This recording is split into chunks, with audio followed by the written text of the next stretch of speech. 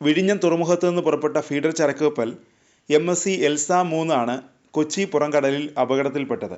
കടൽക്ഷോഭത്തെ തുടർന്നാണ് കപ്പൽ ചരിഞ്ഞത്. ഇതേ തുടർന്ന് കണ്ടെയ്നറുകൾ കടലിൽ വീണു. ലൈബീരിയൻ കപ്പലാണ് MSC എൽസ 3. തീരത്ത് നിന്ന് 70 കിലോമീറ്റർ തെക്കു പടിഞ്ഞാറായാണ് കപ്പൽ ചരിഞ്ഞത്. ശനിയാഴ്ച ഉച്ചയ്ക്ക് 1:25 അപകടം നടന്നത്. പിന്നാലെ സംസ്ഥാന ദുരന്ത നിവാരണ അതോറിറ്റി ജാഗ്രതാ നിർദ്ദേശവും നൽകി.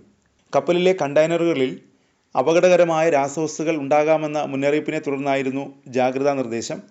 400-ലേറെ കണ്ടെയ്നറുകളാണ് കപ്പലിലുണ്ടായിരുന്നത്. പിന്നാലെ കപ്പലിൽ നിന്ന് കൂടുതൽ കണ്ടെയ്നറുകൾ കടലിൽ വീണു. കപ്പലിനുള്ളിലേക്ക് വെള്ളം കയറുകയും ചെയ്തു. അപകടം നടന്ന ഉടൻ നാവികസേന ഇടപെട്ടു. കപ്പലിലുണ്ടായിരുന്ന ക്യാപ്റ്റൻ അടക്കം 3 ജീവനക്കാരെ INS സുജാതയിലേക്ക് മാറ്റി. കണ്ടെയ്നറുകൾ തീരത്ത് വലിയ അപകടം ഉണ്ടായേക്കാമെന്ന ഭീതിയും ഉയരുന്നുണ്ട്. അതിനിടെ കപ്പലിൽ നിന്ന് വീണ് കടലിൽ ഒഴുകി നടക്കുന്ന കണ്ടെയ്നറുകൾ ആലപ്പുഴ എറണാകുളം തീരത്തടിയാൻ സാധ്യതയുണ്ട്. കൊല്ലം മുതൽ തിരുവനന്തപുരം വരെയുള്ള തീരത്തേക്കും അടിഞ്ഞേക്കാം. കണ്ടെയ്നറുകൾ കേരള തീരത്തടിഞ്ഞാൽ ആരും അടുത്തേക്ക് പോകരുതെന്ന മുന്നറിയിപ്പ് നൽകിയിട്ടുണ്ട്.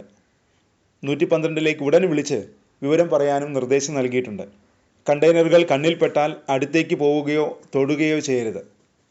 റഷ്യൻ പൗരനായ ക്യാപ്റ്റനും 20 ഫിലിപ്പീൻ സ്വദേശികളും യുക്രൈനിൽ നിന്നുള്ള 2 പേരും ഒരു ജോർജിയൻ സ്വദേശിയുമാണ് കപ്പലിലുണ്ടായിരുന്നത്.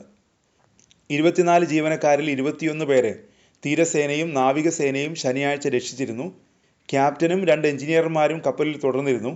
ഇവരെ ഞായറാഴ്ച രാവിലെ കപ്പലിൽ നിന്ന് മാറ്റി. ഞായറാഴ്ച രാവിലെ സ്ഥിതി വഷളായതോടെ ഇരുവരെയും കപ്പലിൽ നിന്ന് മാറ്റുകയായിരുന്നു. 28 വർഷം പഴക്കമുള്ള കപ്പലിന് 184 മീറ്ററാണ് നീളം.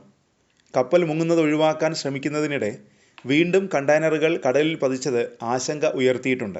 അതിനിടെ കപ്പൽ കൂടുതൽ മുങ്ങിത്താഴുകയാണ്. അതോടെ കൂടുതൽ കണ്ടെയ്നറുകളും കടലിൽ പതിച്ചിട്ടുണ്ട്. കപ്പൽ നിവർത്താനും കണ്ടെയ്നറുകൾ മാറ്റാനും മറ്റൊരു കപ്പലും എത്തിയിട്ടുണ്ട്. മെഡിറ്ററേനിയൻ ഷിപ്പിംഗ് കമ്പനിയുടെ കപ്പലാണ് എത്തിയത്. നാവികസേനയുടെയും കോസ്റ്റ് ഗാർഡിൻ്റെയും കപ്പലുകൾ സ്ഥിതിഗതികൾ നിരീക്ഷിക്കുകയും ചെയ്യുന്നുണ്ട്.